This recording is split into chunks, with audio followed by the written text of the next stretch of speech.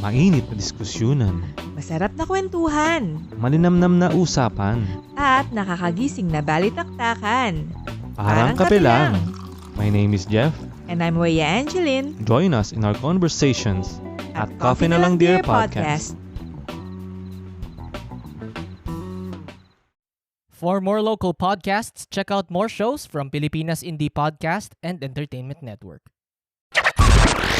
Hype Network presents.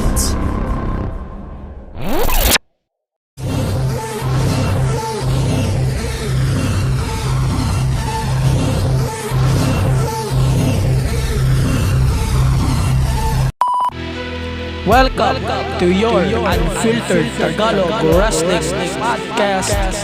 This is the THEMTG Show Podcast.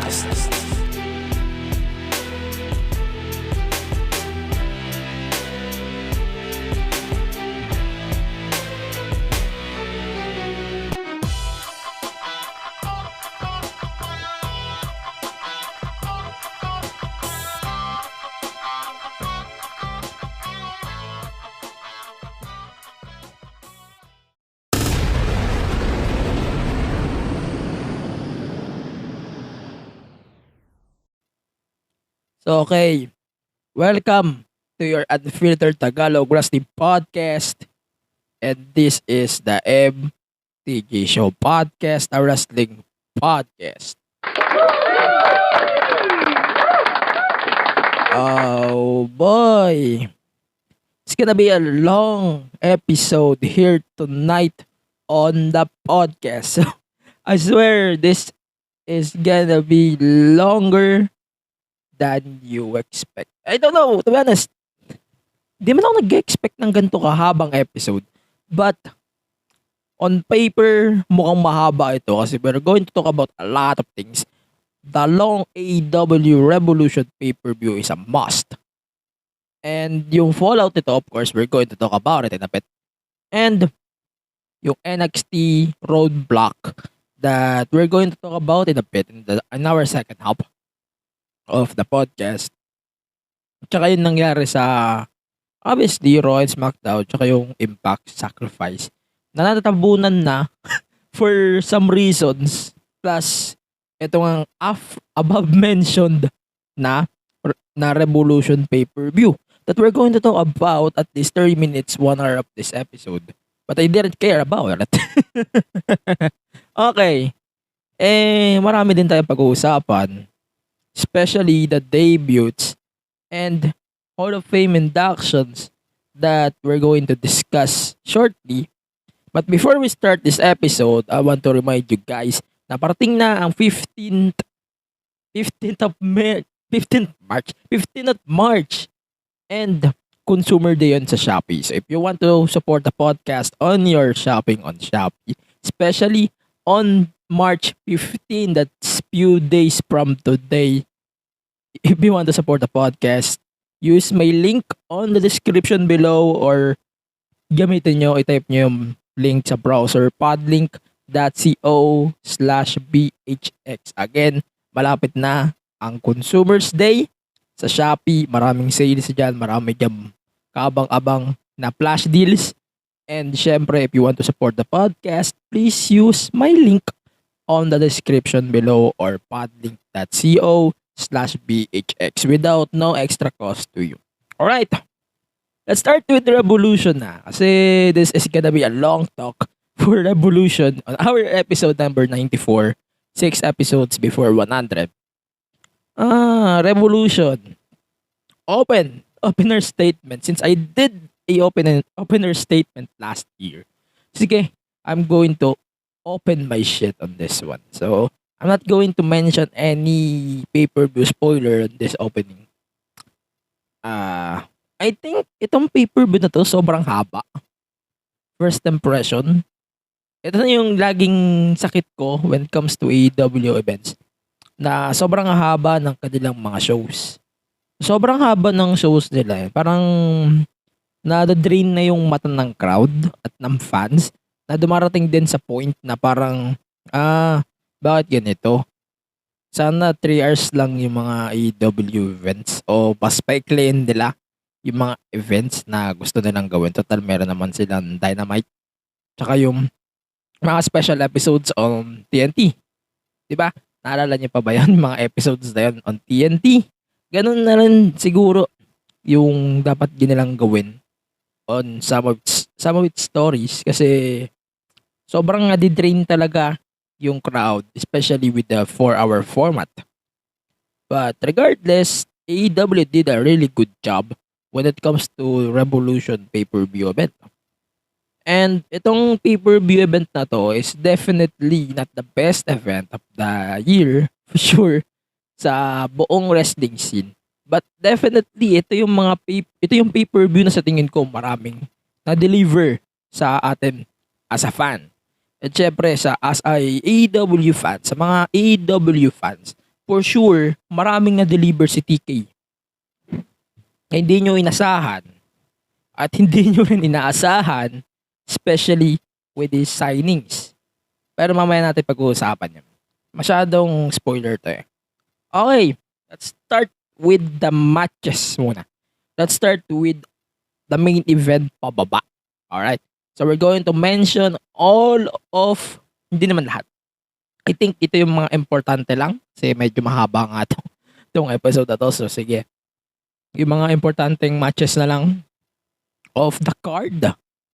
So let's start with the AEW Championship. Adam Cole versus Adam Page. Battle of the Adams. And ano ba ang pwede kong sabihin aside sa ito sa tingin ko tong Cole versus Page, Adam Page. I think ito yung match na sa tingin ko pag pinanood ko sa takeover noong Black and Gold Pack NXT, it's almost the same kasi ganun yung nangyari. Ganun din ang naging sequence. Almost the same. Parang nakikita ko si Adam Cole. Imagine mo na lang nanonood ka ng takeover. And si Adam Cole, you're thinking about Adam Cole doing his shit, doing his tactics, doing his everything. It's almost the same now na parang ganun pa din yung nakikita niya sa kanya, si Adam Cole, knowing he is one of the best guys in NXT. And yung parang style niya sa NXT na dala rin sa AEW, so it's kinda yes or no to me. Pero regardless to the match itself, I love kung paano umikot yung match at kung paano nabitin o kung paano sila nagpabitin dito. Kasi since magkakaroon pa ng rematch, possibly soon, not definitely in 2 weeks, and definitely hindi rin sa Double or Nothing. Pero nandun sila sa point na they're going to build up another match between Adam Cole and Adam Page. But may enjoy pa rin naman natin yun for sure. And ako, nag-look forward talaga ako sa isa pang match until Kenny Omega comes back. And then, yun na nga. Andun na nga yung dissension ng UE. Andun na rin yung dissension ng Young Bucks. Siyempre, yung possible dissension din ng The Elite. Yun, especially with The Elite. Yun ang nakikita natin on the last recent episode of Dynamite before we record this episode. Yun talaga yung the biggest possible thing na makikita natin right now. Na posible din yung mangyari, di ba? Maraming nangyari, especially with Adam Page din, na may dissension na din sa Dark Order na kinagalitan niya din later on sa episode. Marami-raming plot twist na posibleng mangyari on Dynamite habang bumibuild pa yung Double or Nothing, or probably they're going to build up another show. Diba? Anything is possible eh. Anything is possible habang lumalapit ang Double or Nothing. And habang lumalapit ang Double or Nothing sa distance, there's a lot of stories na posible ring mangyari. Nakaplanta na din, I think, you see CM Punk versus Adam Page for the AEW Championship, and pwede siya mangyari soon. Anything is possible around here. And to be honest, may impress talaga ako if they did that. But save it for a pay-per-view. Trust me, it's gonna be a big bang. And big banger for sure. If gagawin nila talaga yon, di ba? And medyo ang problema ko lang with Adam Page and Adam Cole match before we move on. Ang problema ko lang na malaki-laki dito is parang aside sa parang nagmukhang takeover bout to na expected ko na kasi Adam Cole yan eh. Ang isa ko pang problema on the way they overuse the finishers. Parang hindi ako sanay sa ganong ano talaga. Hindi talaga ako sanay na parang ganon yung ginagawa nila when it comes to finishers. Na sobrang hindi na halos protected yung mga finishers. I don't know if sa AEW and WWE lang to applicable. But I think there's something on that BS. And sobrang BS niya for me. Na makita mo yung mga finishers protected ba? Hindi. And to be honest, hindi ako fan nun. I don't know kung kayo ba ay fan din nun. Kung hindi, I don't care. Hindi, joke lang. And move on na rin tayo. One of the biggest matches of the card as well. Sammy Guevara, Sting, and Darby Allin versus AHFO. Mamaya natin pag-uusapan yung naging dissension ng AHFO on our second half of our AEW episode. Okay. Regardless naman, sobrang simplehan ko na lang to. Maganda yung match for me. Basically, naging spot fest lang siya. But yung mga spots sa tingin ko, sobrang gaganda ng spot. Especially with the Sting splash from the top of the concourse, I think. O yung mga seats. Sobrang I think that is one of the most memorable things na nangyari during this pay-per-view, during this long pay-per-view, and I'm glad on that moment, hindi ako naantok bigla. Inaantok ako actually after nung kina-Mox, inaantok na ako. Kasi akala ko, wala nang kasunod, main event na agad. And na-realize ko, mayroon pa palang isa na parang peace break. I don't know bakit ganito yung setup ng mga pay-per-views ng AEW. Sobrang I'm not a fan of it. Sobrang hindi talaga ako fan ng ganong setup nila. Nowadays, na ganito yung magiging setup ng pay-per-view. Sa akin lang naman, take ko lang yon. Pero I think may mga improvements pa naman si Tony Khan when it comes to building up his own pay-per-views. Malalaman natin yun soon, probably. Sana maayos na yung setup ni TK on building up the events. Move on tayo. So we got Jon Moxley versus Bryan Danielson. The match itself is great. I can say that is one of the most memorable matches of the night. I'm not going to rate that higher than 4, I think, match-wise. But storyline-wise, pwede ko siyang ibigay ng 5. Pero mamaya ko na ibibigay yung score ko about that. But I think itong match na to ni Mox at saka ni DB, I think this is definitely a wrestling match na gusto kong ipanood sa mga baguhan pa lang sa wrestling. And yung mga naghahanap din ng hardcore shit na sobrang mainstream, I think this is one of the matches that I'm going to recommend to them. Regardless on their name or their BS, this is definitely a must watch or definitely a must book. Seryo, di ba?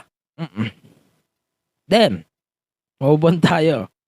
So, yung dalawang moments tayo, sige, pag-isahin na natin. Bago tayo magpatuloy sa moments, let's acknowledge ito na mention ko sa box tsaka Bryan Danielson, the match itself lang. And yung pagkatapos, syempre, nag-brawl pa si Mox at si DB, Bryan Danielson.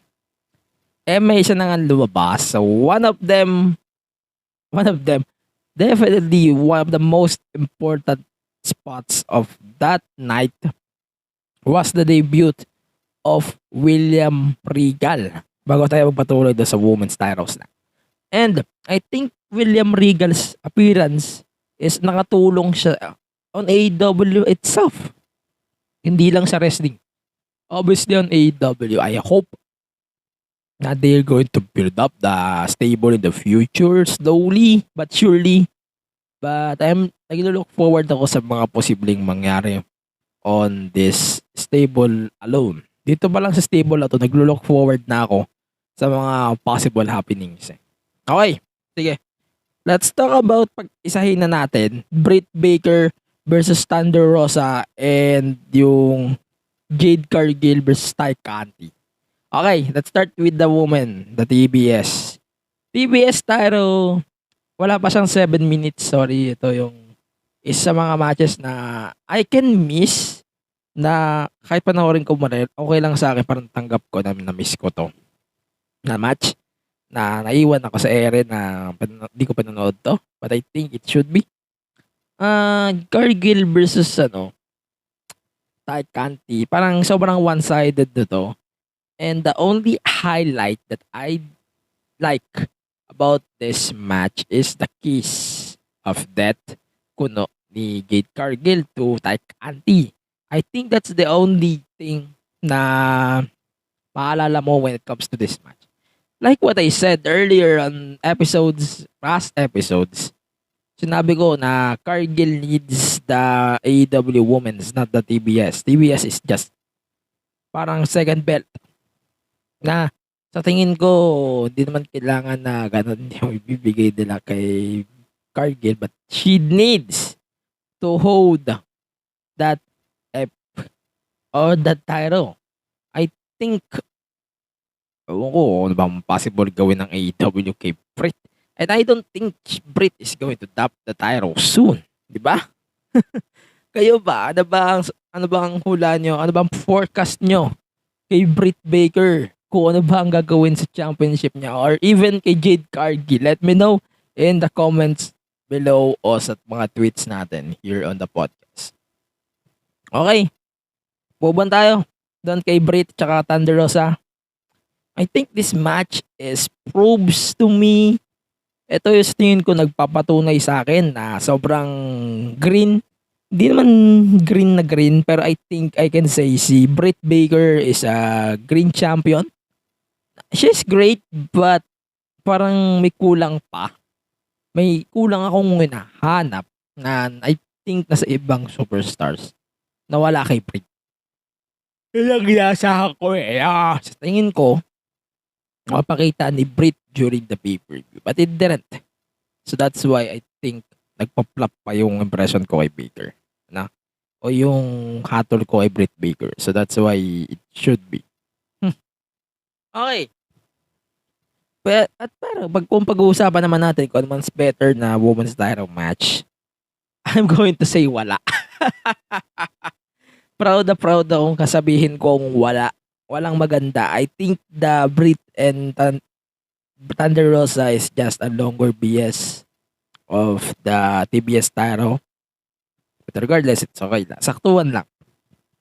Okay, let's talk about the Punk and MJF. Definitely one of my favorite matches of the night. No arguments needed. Sa tingin ko, when it comes to the pay-per-view events ng AEW, andun talaga sa spot na sobrang solid ng mga tao na kumakain dito dahil sa mga views. And regardless on that, let's go back to CM Punk and MJF. Sa tingin ko, ito yung mga stories na kahit casual, ma-appreciate nila yung fact about this storyline alone. And kung paano nila i-execute yung storyline alone is just facts na binibigay natin on them. Diba? And as much as I love MJF, Punk definitely deserves the win since medyo ditch. Ewan ko, may point na ditch na din ng AEW yung stable na to. I think the RDBS whatever, yung pinaka-stable whatever, kung naman ang terms nila. But I think it's just it's just balance at this point. Adjaway ng ganun. Diba? Okay, let's go back to the match itself. CM Punk MJF. Ito sa tingin ko one of the biggest and brutal matches. Sobrang haba ng match na to. Sobrang haba din ang naging argument ko I don't think puputuli ko yung mga segments. But seriously, sobrang satisfied ako na Punk and MJF. Dumagdag pa yung team ni Punk during his Ring of Honor run. And yung kanyang tribute on Ring of Honor, yung kanyang suot, parang Ukrainian something like that. O no. Basta ganun. Parang Ukraine something yung suot ni... Sino nga ito? Yung suot ni Punk and yung past history ni Punk sa Ring of Honor. So fucking impressive yung pagpapakita nila ng history na nag-compete si Punk sa Ring of Honor since the partnership. And I explain nila ng buti. That's great for me. Hatol? Hatol? Not bad, but definitely tama lang din yung winner. Parang magkaka-rematch pa eh. Mukhang magkaka-rematch pa tong dalawa to. I don't know. I'm not sure about that. Okay. Wow. Ne. Speaking of MJF and Punk, let's add the fact that Wardlow screwed MJF. And that's one of the things that I like on this event. Sobrang satisfying. Sobrang dumarating talaga sa point na minsan kailangan din natin mag-step up o gumawa ng ganito kagandang product. But I think this product and kung naman yung gusto yung patunayan sa akin, wala akong pakialam. But definitely MJF Punk in a dog collar match is one of the best parts of this episode. Kaso, ang weird sa una. Ang weird sa una ko naman na-imagine nyo. I think it should be on that way. Simple lang. Okay, let's talk about the Pace of Revolution ladder match. The match itself for next week. Wardlow versus Scorpio Sky. We're going to talk about that in our second half of the Dynamite review, Revolution review. And simple as that, I think ito yung sakto lang, okay lang for me na sa tingin ko pwede ko na siyang skip and di ako magiging kawalan sa ganong scenario. Okay. Let's talk about yung Pace of Revolution na ladder match. I think we got the right winner. No doubt about that. Right winner, Wardlow, one of the best promos in his shape. I think it should be Wardlow talaga. At the end of the day. Okay. Finally, yung 6-man tag bago tayo mapunta dun sa opener nila Jericho and yung 3-way for the AEW tag titles. It makes sense for me. Yung mga drop na yan. It makes sense to the point na hindi pa kailangan i-drop ng nila Jungle Boy and nila Luchasaurus yung kanilang AAA and AEW tag titles. Yun ang isa sa mga bagay na I need to look forward and for sure maraming magbabackfire. Right? Simple lang. Simple lang yung gusto ko parating doon. The match is impressive. The ladder match is impressive. Sana talaga matino yung magiging winner dito kasi the last time we got that winner, fuck. Okay. Sige. Finally, before we go to our first commercial break, let's talk about MJF and Punk. MJF and Punk. Tama. MJF, MCM Punk. Pinahati ko yung limpo ko kasi gusto ko na ganun. Tapos pa rito. Punk MJF is tingin ko ito yung S tier. Tapos yung Adam Page versus Adam Cole is C or B. And then holy shit, gulat ako. Yung kay kay Lenny, ganun. Parang ganun, may vibe na ganun. Pero it sounds different pag papakinggan mo siya mabuti. Regardless, let's go back to the story. Kingston versus Jericho. I think this is definitely a match na must watch. Ever. Simple as that. Parang kailangan ba natin mag-obserba sa mga magiging ganap dito and outside of the booth. Tama? Okay. So basically, yun lang ang aking review for AEW Revolution. Let me know your thoughts on the comment section below on this MTG Show podcast. So, yeah. For now, let's check our other podcast on Pipe Network. Gusto niyo bang malaman kung paano kami nakikipag-collab sa mga brands in the MT Show podcast? We use Podmetrics, the easiest way to monetize your podcast. If meron kang podcast, sign up now at podmetrics.co and use my code THEMTGSHOWPOD to get full control on how you monetize your show regarding of its size. Again, sign up now at podmetrics.co and use my code THEMTGSHOWPOD. If you're an advertiser who wants to collab with us, head on over to advertiser.podmetrics.co and fill up the form. Again, Podmetrics, the easiest way to monetize your podcast. You are listening to the MTG Show podcast, an unfiltered Tagalog wrestling podcast where they talk about anything and everything about professional wrestling. Speaking of professional, we are professionally going to segue to our own show, Rule 20 Podcast, where the only professional thing we do are done mostly off the record, behind the cam, and under the sheets. Again, that's Rule 20, available wherever you are listening to this right now. And now back to the podcast.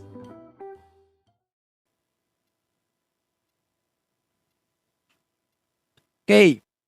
Welcome back to the MTG Show podcast. So before we continue on the podcast, let me remind you on something what's going to happen on March 15 as well. So if you want to support the podcast by your shopping on Lazada, please use my links on the description below, podlink.co/6gs. Again, that's podlink.co/6gs. Okay. Go back to the podcast. So we're done with AEW Revolution. Mga impressive short liner thoughts on the pay-per-view. It's fine for me. That's impressive. And I think ito yung gusto ko pag-usapan na later on our shot here on the second half of the show. Okay. Let's talk about Dynamite. Yung naging fallout. Maraming nangyari din. Mamaya isama rin na lang natin mga comebacks and debuts ng AEW. Kasi sobrang must. Kasi di ko na kailangan sabihin sa Revolution review ko. Marami ding nag-aabang sa sarili nilang platform, but I didn't care about that. Okay? Okay.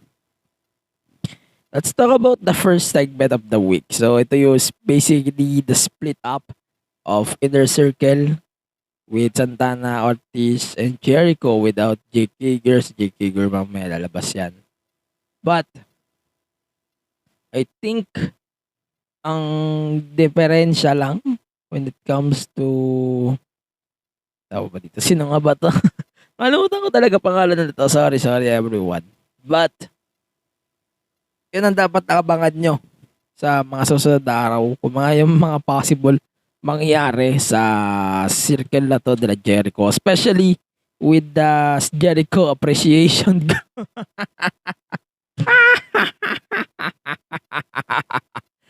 Ito ba?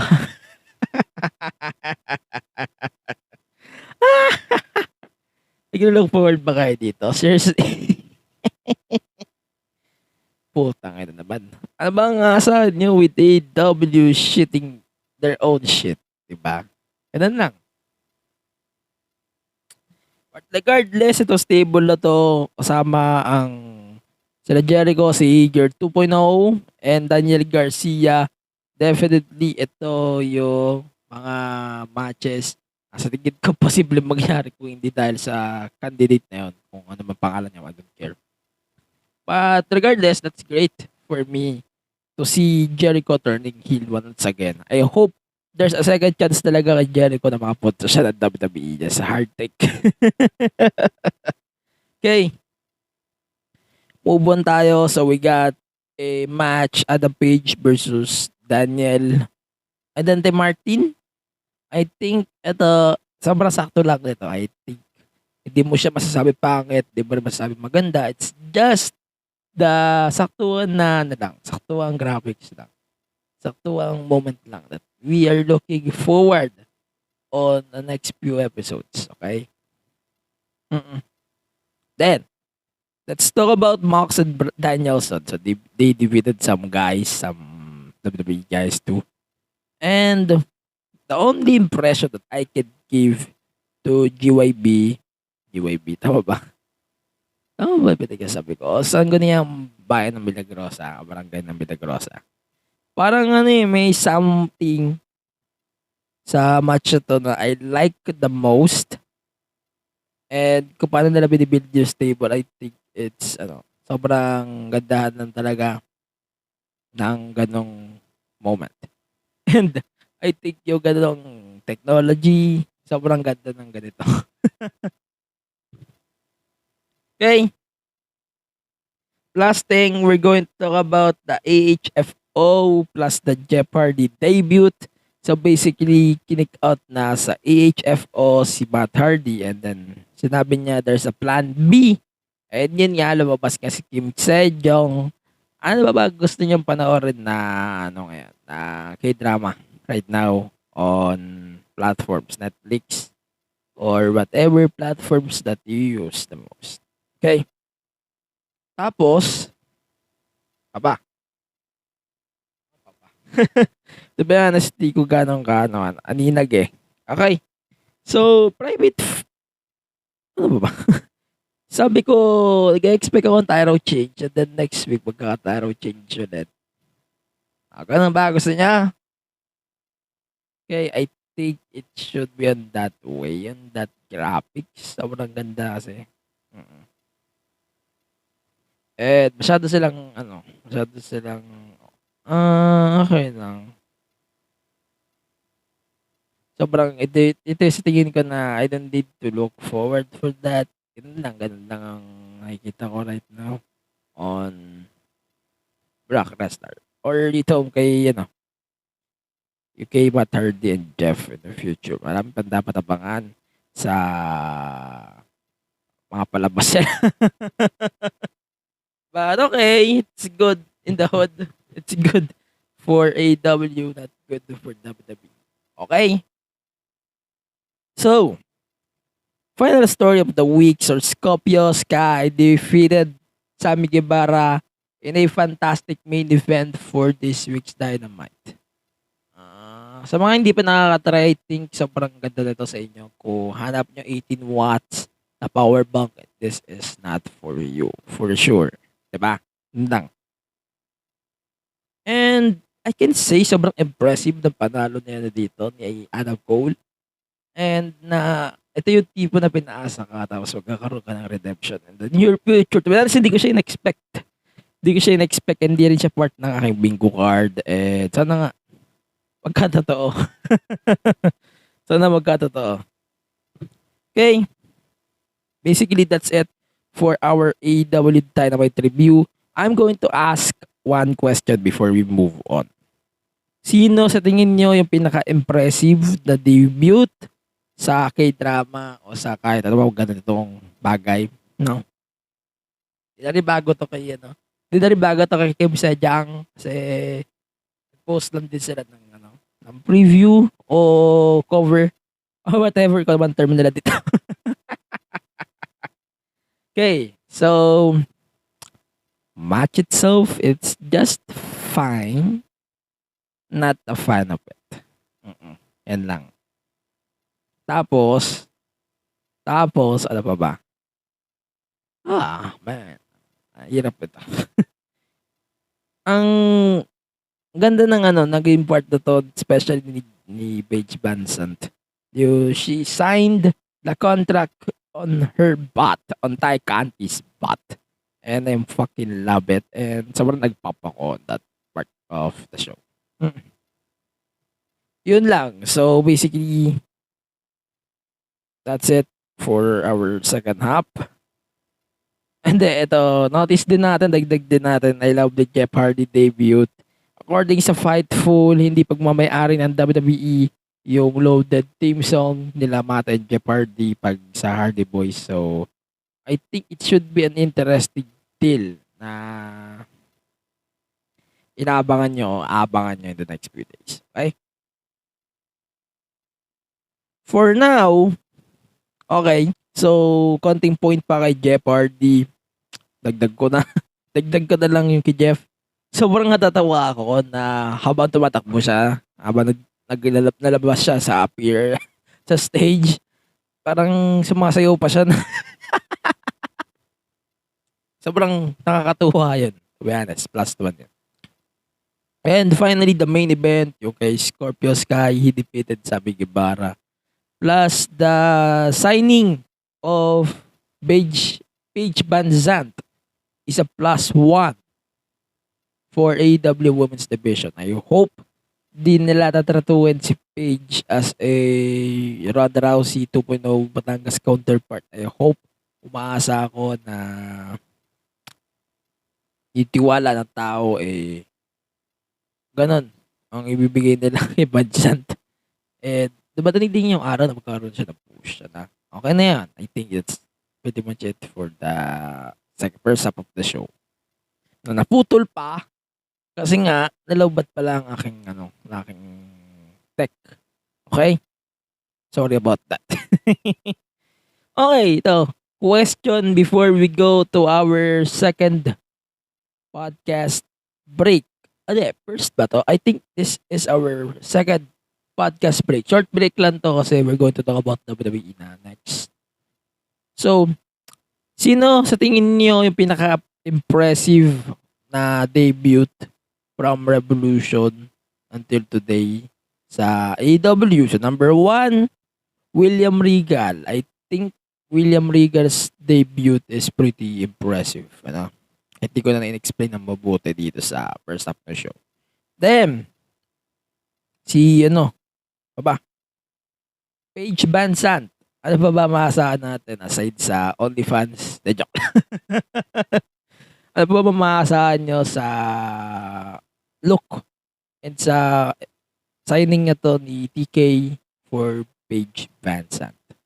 Then, number 3, syempre si Shane Strickland. I think ito malaki-laking steal din to from WWE, especially in NXT.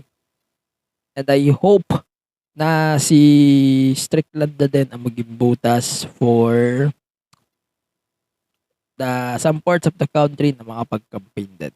Ganun. Something like that. Tama ba ako? Okay. And finally, the debut of Jeff Hardy. No questions and di ko na kailangan jungle pa ng salita about this Jeff Hardy debut. It's just next level. Tapos tigit ko kakapalikan nyo, look forward nyo in the next few days. Okay? That's it for our almost second half of the podcast. So, if you want to support the podcast, joke lang. On our next round of the pod, we're going to talk about basically everything about WWE. And for now, let's check our other podcast on Pipe Network. I like to have a good time when I listen to my horror podcast. Her left arm Oh, was that's chopped so. off. Oh my god, really? Caused a panic all over the Prolonged country. their deaths for like months and The months. frightening, alarming, real-life tales show is my horror podcast. My horror podcast. That's Give it? me pause it. This is your scary part?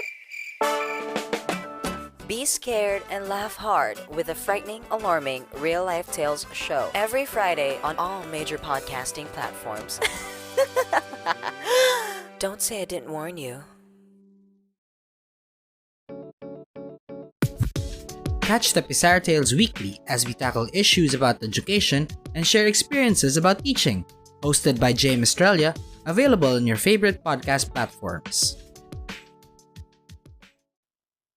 Ayun, so we're back on the podcast. medyo I changed my position na kasi medyo nawawala na ako sa focus kanina. So, let's talk about our second half of the podcast. Let's start with WWE only pod or only segments and talk.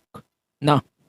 So, unahin na natin is the Vader announcement for the WWE Hall of Fame. Announce siya Monday recently. And yung induction magaganap din kasabay ni Undertaker sa Friday sa SmackDown. Friday Night SmackDown before Night 1 of WrestleMania. So, congratulations kay Vader, sa mga fans ni Vader. That's a big moment for you guys. And thank you kay Vader then for his years na nakapag-compete siya sa WWE. So, thank you. Thank you. I'm enough for that. Okay. So, let's start with the basics now in WWE. Let's talk about the basics now, shall we? Thank you. Let's talk about the basics now, right? Number 1, WWE Raw. It's very, parang sobrang natural na maganda na yung mga segments for WWE's programming. And unfortunately, SmackDown naman na lumulubog. I don't know why. They're going to dealing with that. Not sure. Okay, start tayo with Raw. So there's a title change on Monday Night Raw. So we got a new Raw Tag Team Champion sa pagkatao ng RK Bro. Akala nyo mag-split ng RK Bro. But hindi po ganun na nangyari. Instead, it's an opposite. Instead, kabaliktaran yung nangyari. Instead, nanalo pa ang RK Bro sa title match na akala nyo heel turn na, no? Nagkakamali kayo. Regardless, ang ganda naman ng laban na to. Sobrang ganda ng tempo nila. Yung first 45 minutes of the episode, I think, na kinain nila yung segments na yun just for this. It's pretty impressive. The first hour of this thing is a very, very appropriate. No. And regardless, it's great naman to see RK Bro champions again. And also, sinabi na rin ni Orton na definitely this is one of the biggest years niya sa WWE run niya.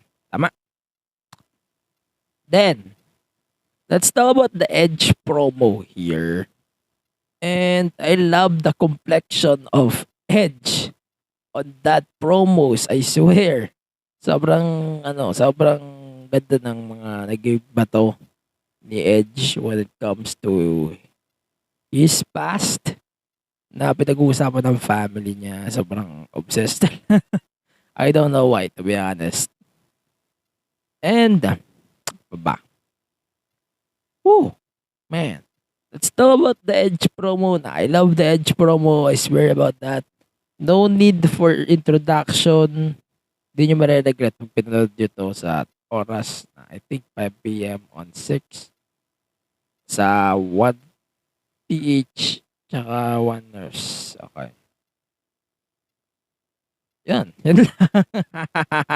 Okay, let's talk about the final thing that we look forward on this Monday Night Raw. This week's Monday Night Raw. So we're going to talk about Edge. And of course, Stone Cold Steve Austin. Gulat pa ba kayo? Ako hindi. Yung Stone Cold, in his case, sinabi niya na hindi siya mag-compete for Mania. I'm glad they didn't. But instead, we are going to confront sino nga to? I think yung Estrada din ang pangalan. I don't know who the fuck he is. But I don't care. Mukha siya ng tanga.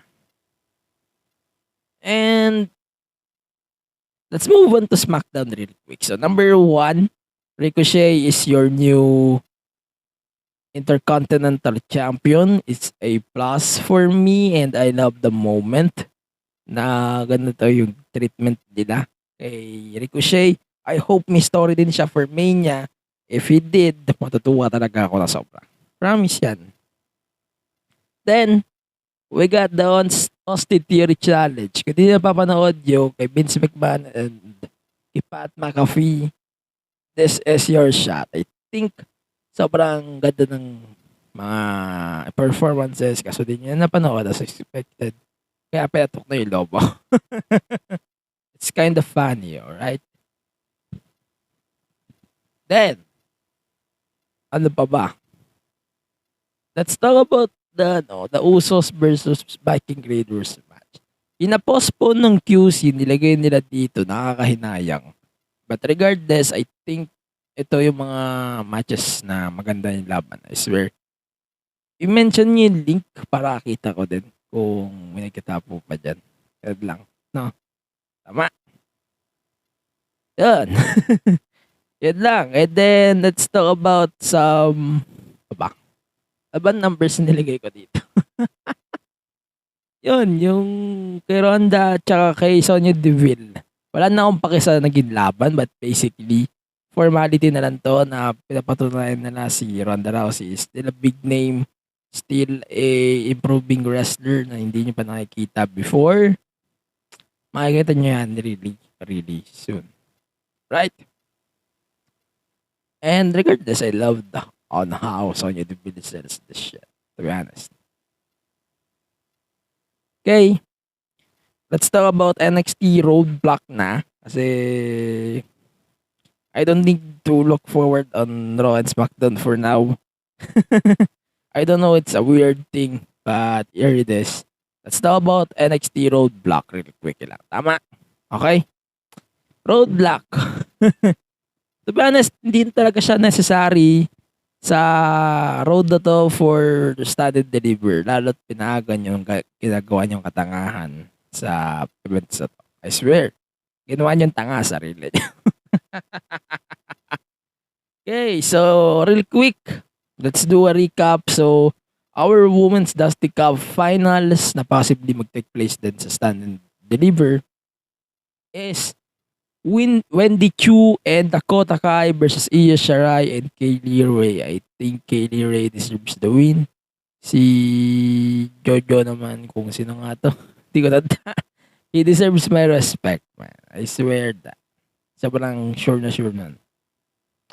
Then, sa paa, so, there's a tease na din ulit for a TV14 episode of NXT. Sobrang impressive nun, for sure. Kung tandaan niyo yung moment na yun, I think ito dapat yung isa sa mga bagay na hindi nyo makalimutan. Tama? Tapos, ano pa ba? Yung last man standing match, so sobrang bare to start the sinning. But ano pa din yung nanalo dito? Si Erie pa din nanalo dito. If I'm not mistaken, check this out. Then, sige. So, yung last man standing, LA Knight versus Grayson Waller, I think mas na-cement lang yung role dito ni gumanda lang yung impressive and yung control ng mga episodes nitong nakalimutan ko. Yung episodes ng Raw lately. Kung hindi nyo man namimiss, hindi nyo kawalan, wala rin naman ako pakialam. Tama? Then, sige, yung LA Knight versus Grayson Waller, I think it's sakto lang. I'm not that impressed on the outcomes of this thing. Sobrang daming na bago, naiinis nga ako. Then, sige. Yung Imperium versus MSK, kay saktuan lang. I think ito lang yung justification nila to give her a title run. Simple. Then, ano pa ba? So, we got a new NXT champion sa pagkatao ni Dolph Ziggler. Ano ba masasabi nyo? Let me know in the comments o sa podcast page na din natin on the MTG Show Podcast. So, Yun lang for me on this portion of episode of the podcast. So, I'm going to do really quick on this stuff, no? I think safe to say na hindi na gano'n nagmomotor si Expose PH. Sobrang weird lang na ganito yung ginagawa nila sa products nila when it comes to paid shit na yun nakikita. Gagi. Ako nakakita. Tapos, sige. Ah.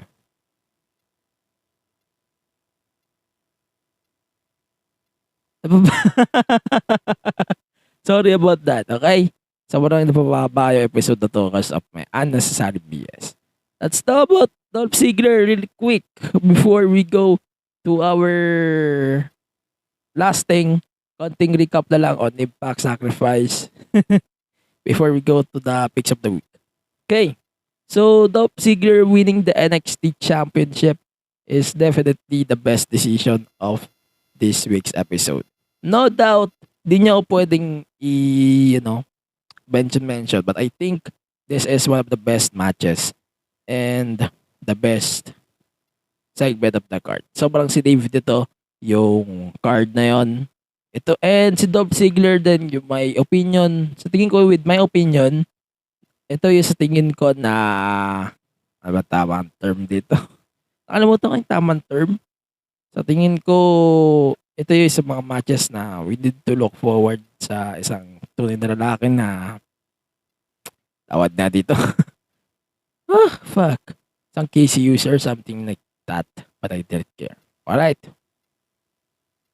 Okay, so some recaps lang for Impact Sacrifice before we go to our final segment of this week's episode, yung Picks of the Week.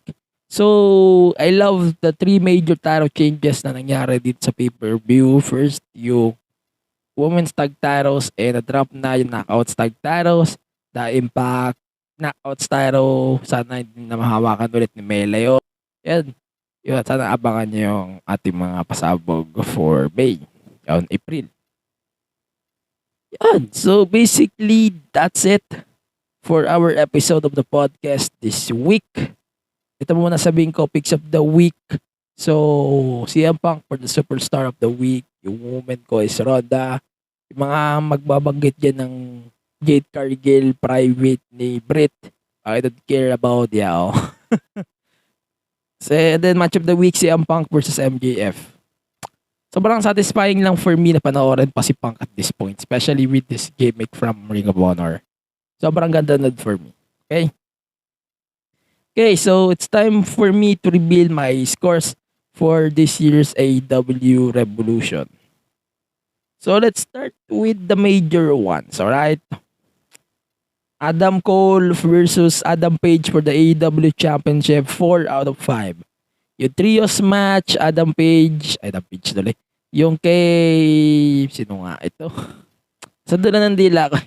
Basta yung fuck. Basta yun. Yung kina Sammy Guevara, Darby, tsaka kay, kung sino man yun, I don't care. It's 3 out of 5. The Mox, Bryan Danielson, the story itself is a 5 over 5. Yung Punk, MJF is 5 out of 5. Yung women's titles, parehas 2 yan. They don't deserve 3. And yung Ways of the Revolution, it's a good stuff for me. And the final segment of that week, of this week, is yung, ano ba yung inaantay natin? I think there's one thing na inaantay natin. It's a guesting, I think. But okay, I don't care. So, that's it for our episode this week of the podcast. It's kinda disastrous naman. Sana maayos ko sa editing. So, follow the podcast at all the social media platforms, Facebook, Twitter, Instagram, Twitch, and on TikTok. And then, please support the podcast on your everything from yung circle ring, single light stick, and mga damit ng Itzy, regardless. Sana matapad din, di ba? Ganun na ngayon. And okay, so picks up yung ating platform. So the podcast is available on Spotify, Apple Podcasts, Google Podcasts, Deezer, and other podcast platforms. And sana, iba naman, sana iboto nyo ako, ganun, para konsehal na JB Cavite. Plug yun And ayun, so follow the podcast at all social media platforms, Facebook, Twitter, Twitch, and on TikTok at the MTG Show Pod. And then, I hope is everyone is listening on Spotify, Apple Podcast, Google Podcast, Deezer, and other platforms. Other stuff, meron dong dagil na sana madali mo. And syempre, please support Pipe Network on all the social media, Facebook, Twitter, Instagram, and on TikTok. Mga ads sa TikTok na nakakatuwa din. And ayun, so please support Pipe Network on social media. And of course, syempre, sinasabi ko, action din si Darby. Darby tuloy, si Darby. I don't care regardless on the fact, yes. And then, yung ating social media platforms, Facebook, Twitter, Instagram, Twitch, and TikTok at the MTG Show Pod. And visit pipenetwork.co for more Pipe Network shows. So that's it for me on this week's episode of the podcast. Stay safe, stay reso. See you on the next episode. Peace. Hey folks, my name is Rajiv Doreswamy and I'm the host of The Rajiv Show. Check out The Rajiv Show at The Rajiv Show both on Facebook and Instagram, and new episodes will be released every Wednesdays. Cheers folks, and stay safe. Did you know that podcasts are the new radio? You can listen to your favorite shows anytime, anywhere, on demand. Visit the Pilipinas Indie Podcast and Entertainment Network at pipenetwork.co to see our list of shows. And like us on Facebook to get updates on our latest episodes, events, promos, and freebies. The Pipe Network, taking podcasting to the next level.